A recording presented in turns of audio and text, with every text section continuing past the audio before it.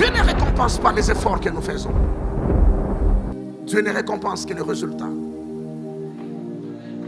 Cela veut dire lorsque nous sommes à table, toutes les souffrances qu'une femme dans sa cuisine ou un cuisinier dans son restaurant, tout ce qui lui est arrivé ne nous intéresse pas. Ce qui nous intéresse, c'est la qualité du repas que nous mangeons. Tu peux expliquer que tu as été brûlé par de l'huile, tu as été étouffé, tout cela, ça n'intéresse personne. Ce qui nous intéresse, en fait, c'est le résultat final. Dieu ne récompense que le résultat.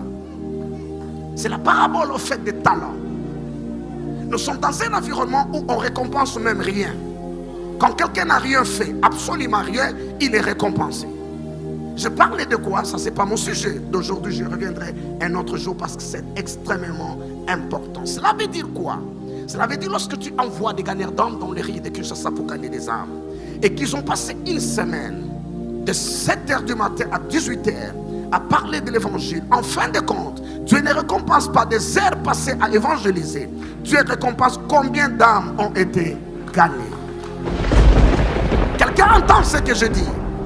Dieu récompense combien d'âmes ont été gagnées. Tous les restes là de vos efforts doivent aboutir à des résultats. Et s'il n'y a pas de résultats, Dieu ne récompense pas. Et quand de telles valeurs sont prises et imprégnées dans une famille, dans une communauté, dans une société, sans l'évangile du salut, ces communautés avancent. Vous voulez une preuve? Vous voulez une preuve? C'est le Singapour. C'est le Singapour. La plupart d'entre eux ne sont pas sauvés. Il y a des valeurs du royaume qu'ils ont mises en place et qui produisent le progrès. Et je dis à mes enfants, à mes deux garçons, c'est ça le problème que nous avons chez nous. Nous croyons que l'évangile du salut fait avancer. Je parle du compartiment, bien sûr.